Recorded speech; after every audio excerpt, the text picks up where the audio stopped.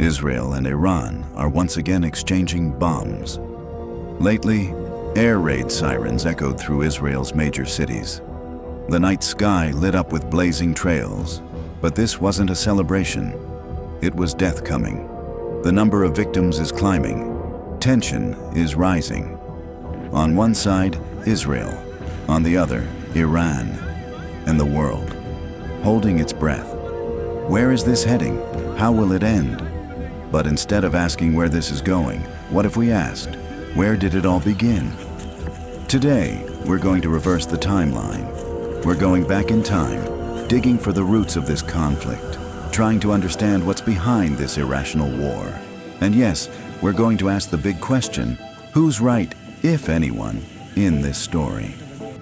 Today's video has a powerful lead character, war. Ladies and gentlemen, welcome to the top curiosities. Once, a U.S. general named Robert Lee said, "What a cruel thing is war, to fill our hearts with hatred instead of a love for our neighbors." He knew what he was talking about.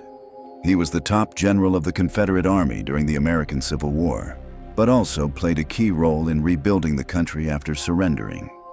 And that quote hits hard, because war is born from hate between people who are often more alike than different. The pain is the same on both sides.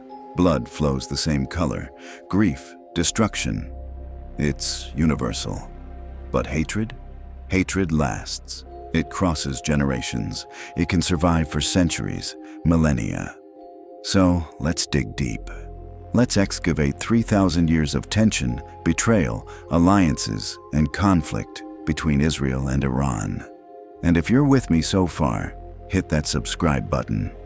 This channel is just starting, and you're a part of it. This video was requested by you, and I've worked hard to bring it with the care it deserves. So, smash that like button, turn on notifications, and let's get started. The State of Israel launched Operation Rising Lion in Iran. Months ago, Israel launched Operation Rising Lion.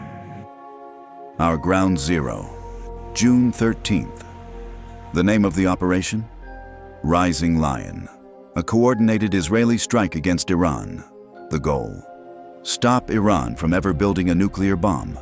On one front, missiles with massive power struck Iranian nuclear facilities. On the other, drones and surgical strikes killed 20 top Iranian military commanders and 6 nuclear scientists. It felt like a scene from a movie or a video game. But it happened. For real. Israel did what few nations would dare: a precise frontal assault on the heart of its greatest enemy's nuclear ambitions. Of course, Iran retaliated. Missiles rained down on Israel. Israel hit back. And that's where we are now. But did Israel start this war? Jump back to October 2024. Israel had already destroyed Iran's air defense system. The same system protecting those nuclear sites. So yeah, they were laying the groundwork months in advance. But that too, a response. Just days earlier, Iran launched 180 missiles at Israel. Why? Because Israeli intelligence had carried out a jaw-dropping operation. They sabotaged the pagers of Iranian officials and Hezbollah members, replacing them with explosive devices. The goal was to take out specific targets, but the attack wasn't clean. Dozens died, thousands were wounded, many civilians. Collateral damage, as they call it. So, is Israel to blame? Maybe. But wait, before that, Iran had already sent 300 drones into Israeli airspace. Why? That was retaliation for the bombing of the Iranian embassy in Damascus, where 16 people were killed. And that was just 2024. A never-ending loop of action and reaction. Rewind to October 7th, 2023. The Palestinian group Hamas, funded by Iran, launched the deadliest terror attack in Israel's history, the Al-Aqsa Flood. 1,195 people killed, 250 taken hostage, a dark, horrific day for humanity. Iran's supreme leader, Ali Khamenei, still denies involvement, but Hamas admitted to receiving support. Documents show Iran at least knew the attack was coming. So, was it Iran that started everything? Let's go further back. 2022. 2 Iranian scientists were poisoned.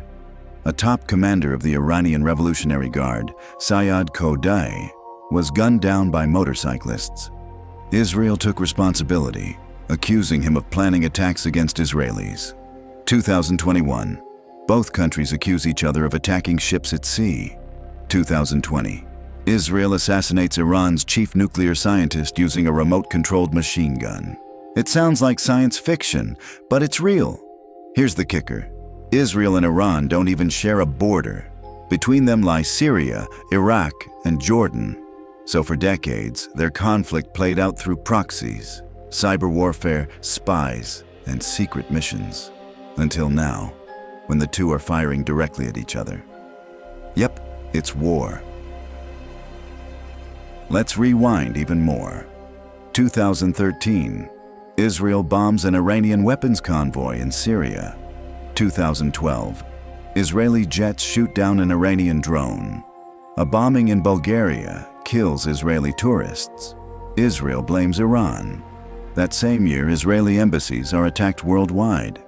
2010. Israel begins systematic sabotage of Iran's nuclear program. Car bombs kill scientists.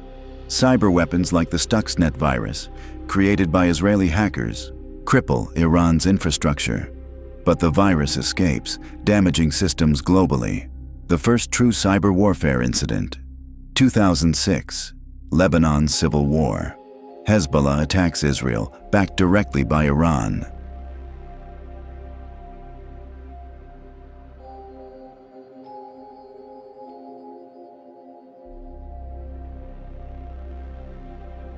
(2000) Iran's new leader publicly calls Israel a cancer that must be removed.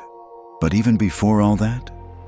Between 1980 and 1988, during the Iran-Iraq War, Iran and Israel were, believe it or not, allies. Secret ones, but still allies. Israel sold weapons to Iran in exchange for oil. About 100 Israeli technicians operated in Iran, protected by the Iranian military. Meanwhile, Iran's leaders were on stage chanting, "Death to Israel." Behind the scenes, business as usual. Why? It all shifted in 1979. That's the year of the Iranian Revolution. Iran overthrew its monarchy and became a theocracy, a republic where the elected president answers to the Ayatollah, a hardline religious leader who cut all ties with the West, including Israel. That was the turning point. But before that, Iran and Israel were close. From 1948 to 1979, Iran helped Israel develop infrastructure. The two even worked together on missile technology.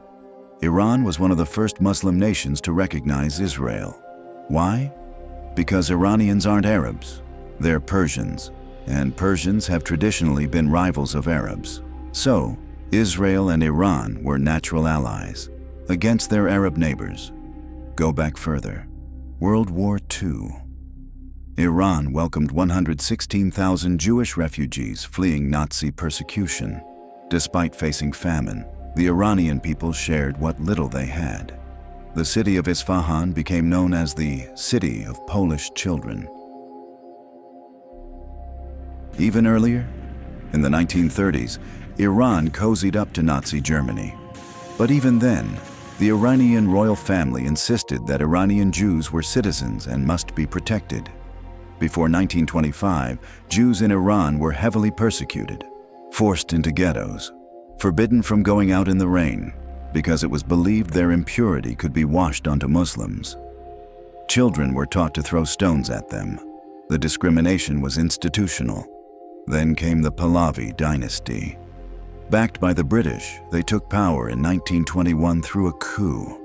They ruled with an iron fist, but gave Jews rights. Hebrew education, public office, Jewish newspapers. It was a breakthrough. Centuries earlier, in the 1800s, Jews were still oppressed. In the 1600s, they were expelled from Esfahan.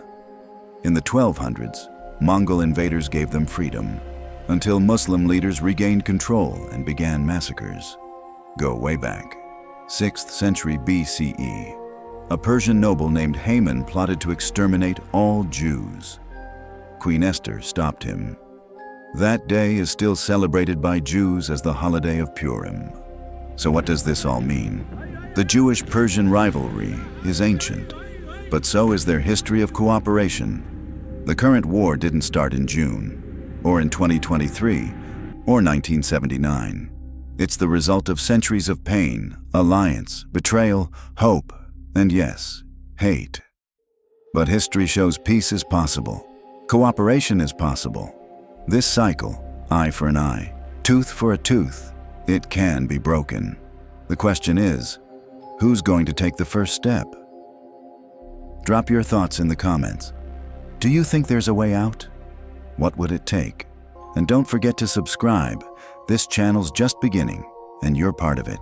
If you want to know about the most powerful drug dealer in the world, click on the video showing on your screen. Thanks for being here from day one. Until next time, I'm out.